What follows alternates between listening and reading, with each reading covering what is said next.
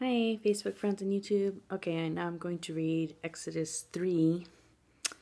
I did a random flipping thing towards the beginning of the Old Testament, and this is what I landed on. So maybe some people have never read this story. This is Moses at the burning bush, and it's in Exodus. I've probably only read Exodus, like the whole book, once or twice. So, okay.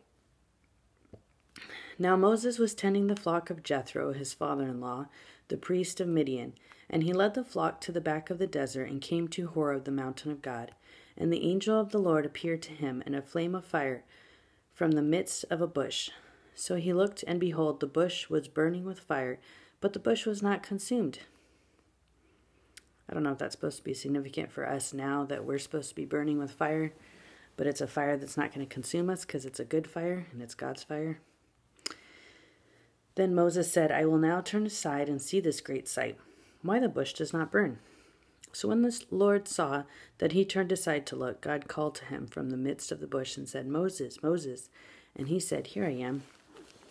Then he said, Do not draw near this place. Take your sandals off your feet, for the place where you stand is holy ground. Moreover, he said, I am the God of your father, the God of Abraham, the God of Isaac, and the God of Jacob. And Moses hid his face, for he was afraid to look upon God. And the Lord said, I have surely seen the oppression of my people who are in Egypt, and have heard their cry because of their taskmasters, for I know their sorrows. So I have come down to deliver them out of the hand of the Egyptians, and to bring them up from that land to a good and large land, to a land flowing with milk and honey. Yay, milk and honey.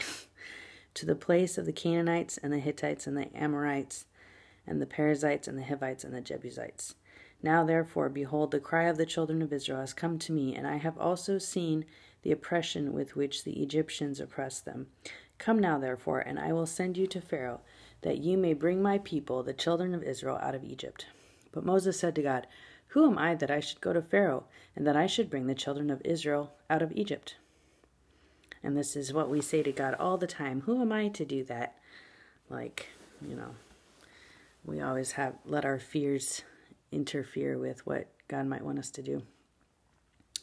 So he said, I will certainly be with you, and this shall be a sign to you that I have sent you. When you have brought the people out of Egypt, you shall serve God on this mountain.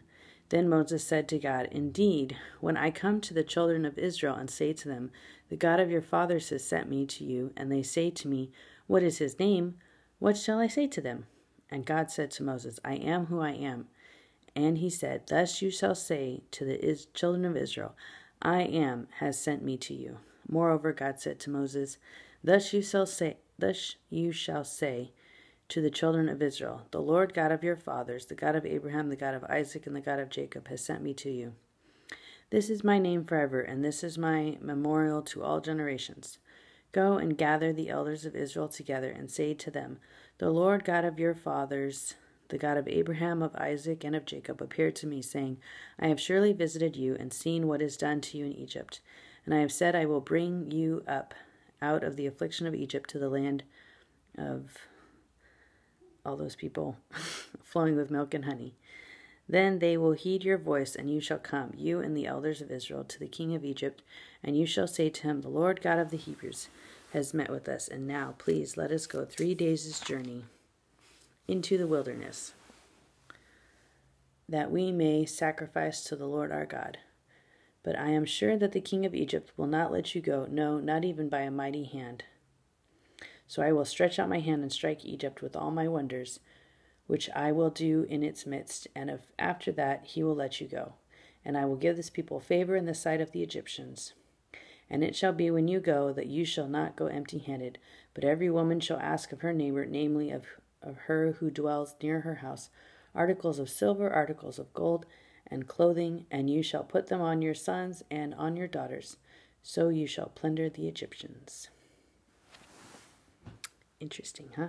So that's really the only time in the Bible where it actually writes out a narrative of God speaking. The only other time really is Job, except for in the prophets like Isaiah and Jeremiah, where it's God speaking through the prophets. So it's interesting. Anyways, I hope that blessed you all. And I guess I can sing a song. always think of Turn Your Eyes Upon Jesus, which I guess I could sing that again. Or I'll sing the deer song. As the deer panteth for the water, so my soul longeth after you. You alone are my heart's desire, and I long to worship you. May God bless you all. Have a good day.